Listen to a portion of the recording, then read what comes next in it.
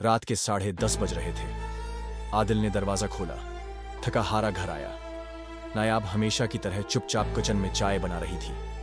आदिल ने जूते उतारे और बगैर कुछ कहे सोफे पर बैठ गया। टीवी ऑन किया, लेकिन नजर स्क्रीन पर नहीं थी।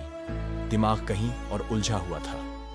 नायाब चाय लेकर आई, आहिस्ता से मेज पर रखी और बोले बगैर वापस पलटने लगी, नायाब। आदिल ने पुकारा। वो रख गई। जी, बैठो जरा। नायाब चुपचाप बैठ गई। दोनों के दरमियान खामोशी थी, जैसे सालों से कोई बात ही ना हुई हो। सिर्फ जरूरी बातें, सिर्फ जरूरत की गुफ्तगू। आदिल ने चाय का घूंट लिया, फिर आहिस्ता से बोला, तुम मुझसे नाराज हो? नायाब ने हैरत से उसे देखा, फिर नजरें झुका ली। नहीं, मैं नाराज क्यों होंगी? पिछले कई महीने हो गए हैं, तुमने कभी खुद से कुछ नहीं कहा, न कोई शिकायत, न फरमाइश। क्या हम सिर्फ एक छत के नीचे रहने वाले दो लोग बन चुके हैं? नायाब ने आहिस्ता से जवाब दिया, मैंने कभी कुछ मांगा ही नहीं आदिल। जो दाया चुपचाप ले लिया। शिकायत का क्या फायदा जब पता है कि आप सुने बगैर आगे बढ़ जाएंगे।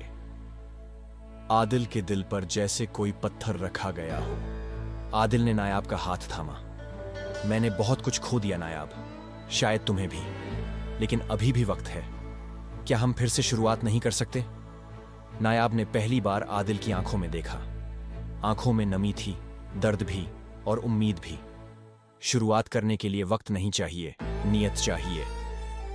आदिल ने सिर हिलाया। तो फिर वादा करता हूं, हर दिन नई शुरुआत होगी। नायाब ने पहली बार चाय के साथ 2 बिस्किट भी रखे और कहा, आज जरा चीनी कम है, लेकिन मोहब्बत पूरी। आदिल हंस दिया।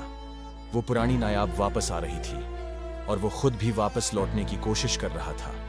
इख्तितामिया पैगाम, मोहब्बत सिर्फ अल्फाज से नहीं, तौजा, वक्त और एहसास से जिंदा रहती है। वीडियो अच्छी लगे तो चैनल को सब्सक्राइब जरूर करें। आपकी सपोर्ट हमारे लिए बहुत कीमती है।